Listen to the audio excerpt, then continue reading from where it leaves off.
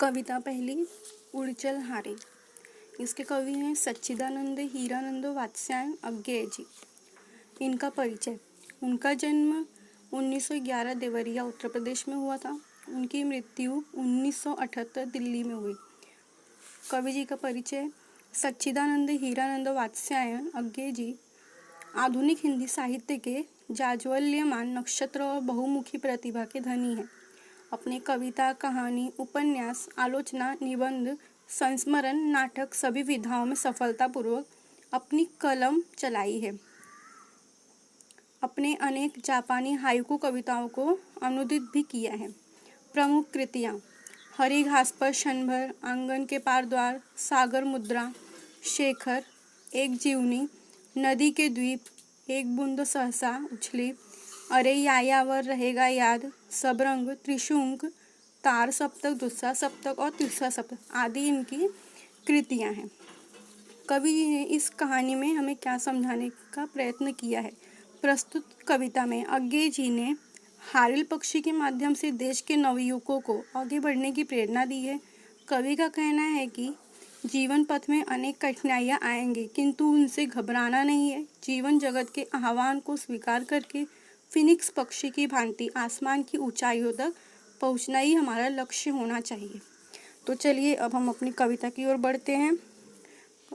उड़चल हारिल।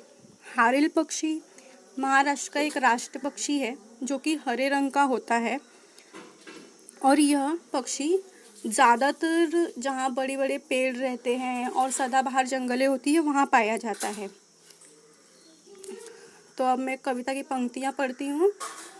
उड़चल हारिल लिए हाथ में, यही अकेला ओछा तिनका, उषा जाग उठी प्राची में, कैसी बाट भरोसा की, शक्ति रहे तेरे हाथों में, छूट न जाए चाह सृजन की, शक्ति रहे तेरे हाथों में, रुक न जाए गति जीवन की। तो कवि जी हारिल पक्षी से कह रहे हैं कि हारिल पक्षी अपने हाथ में एक छोटा सा तिनका लेकर उड़ता है और उससे कह रहे हैं कि पूर्व दिशा, प्राची मतलब पूर्व दिशा में सूरज उग गया है। तो अब तुम्हें किसकी आस है और किसका भरोसा है?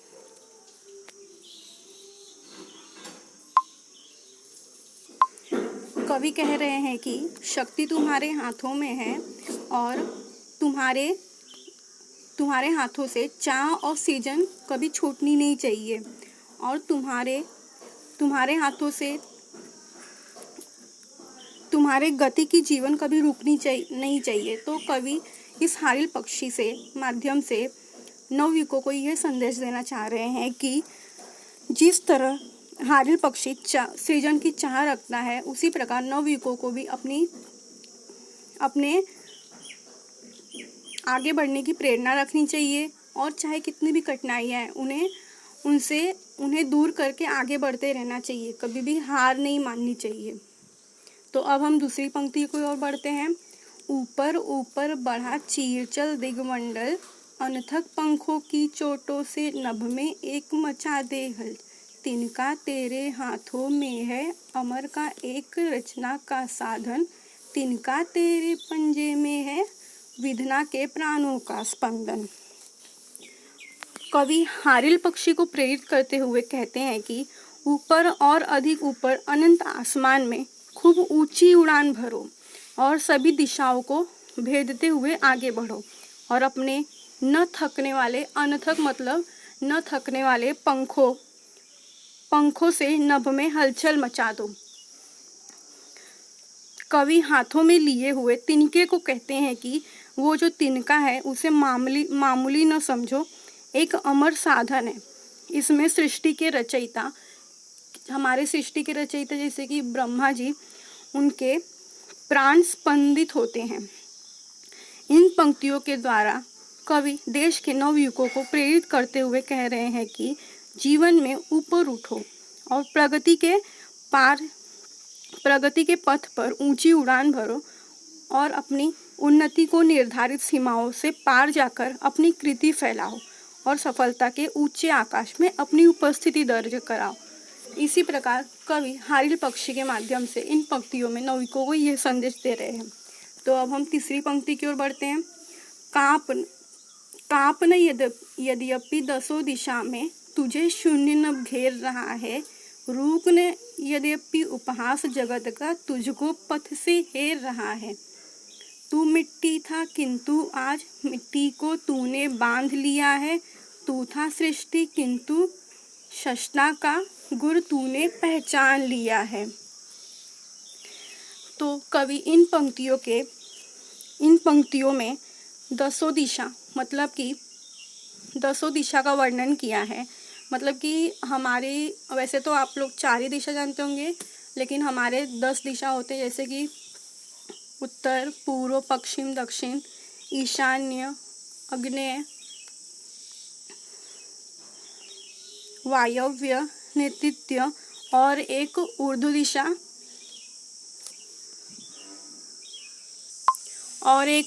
दिशा उससे आकाश और अधो दिशा वो धरती होती है। तो कवि कह रहे हैं कि इन 10 दिशाओं में ऊंची उड़ान भरो और अगर तुम्हें कोई शून्य नभ भी घेरने लगे तब भी तुम्हें कांपना नहीं है।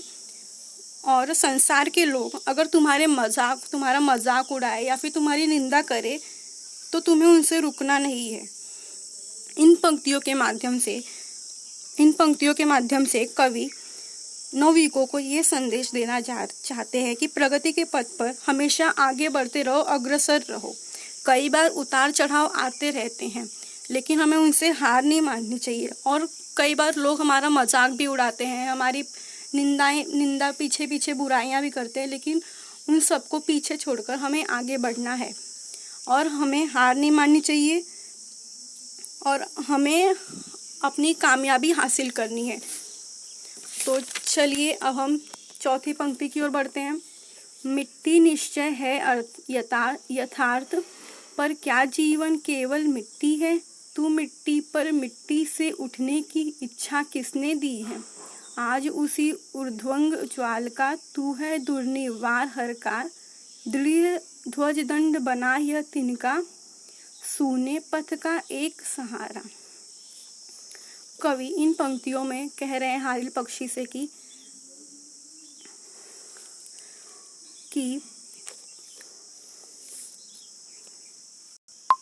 कह रहे हैं कि मिट्टी नश्वर है, उसमें जन्म लेना और उसमें फिर समा जाना, केवल इतनी ही नहीं रहती है।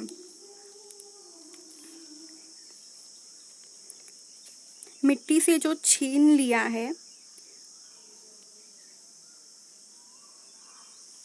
तो हमारी 5वीं पंक्ति है, मिट्टी से जो छीन लिया है वह तज देना धर्म नहीं है, जीवन साधन की अवहेला कर्मवीर का कर्म नहीं है, तिनका पथ की धूल स्वयं तू, अनंत की पावन धूली, किंतु आज तूने नभ पथ में क्षण में बद्ध अमरता छूली। यहाँ कवि हारिल पक्षी के माध्यम से देश के नवयुवकों को मानव धर्म में कर्मवीर के कर्म का स्मरण कराते हैं और सफलता की आसमान में ऊंची उड़ान भरने को कह रहे हैं। अर्थात मानव ने धरती से ही सब कुछ पाया है। मनुष्य के जीवन में सहायक बनने वाले साधनों की अवहेलना अर्थात उपेक्षा करना, इन्हीं साधनों के सहायता से वह अपने लक्ष्य को पाता है और आगे बढ़ता है। तो अब हम अंतिम पंक्ति की ओर बढ़ते हैं। उषा जाग उठी प्राची में, आवाहन यह नूतन दिन का, उड़ चल हारे लिए हाथ में, यह अकेला पावन तिनका। अंत में कवि कहते हैं कि पूर्व दिशा में सूर्योदय हो चुका है, नए दिन का आरंभ हो चुका है। ये नया दिन युवक वर्ग का आह्वान करता है कि अपने हाथ में निर्माण के साधन रूपी पवित्र तिनके को लेकर आरंभ कर साधारण साधनों के साथ भी प्रगति की ओर अग्रसर रहता है। तो पहली पंक्ति में कवि ने इस तिनके को छोटा सा तिनका कहा है, लेकिन अंतिम पंक्ति में कवि ने उसी छोटे तिनकों को पावन तिनका कहा है। तो इसी प्रकार इसी प्रकार नवयुवक को अपने जीवन में तिनके का महत्व पता चलता है। तो इसी पर हमारी कविता समाप्त होती है। कठिन शब्द यहाँ पे दिए हुए हैं। हारेल मतलब हरियाल, एक पक्षी, महाराष्ट्र का राज्य पक्षी। ओछा, ओछा मतलब तुच्छ, छोटा सा, मतलब कोई यहाँ पे वो छोटा तिनका वगैरह। ये दिगमंडल मतलब दिशाओं का समूह। विधना, होनहार। उपहास मतलब हंसी, दिल लगी। गुर, कार्य साधने की युक्ति, कायदा। ऊर्ध्वंग, शरीर के ऊपर का भाग। दुर्निवार, जिसका निवारण करना कठिन हो। हरकारा, डाकिया, संदेशवाहक।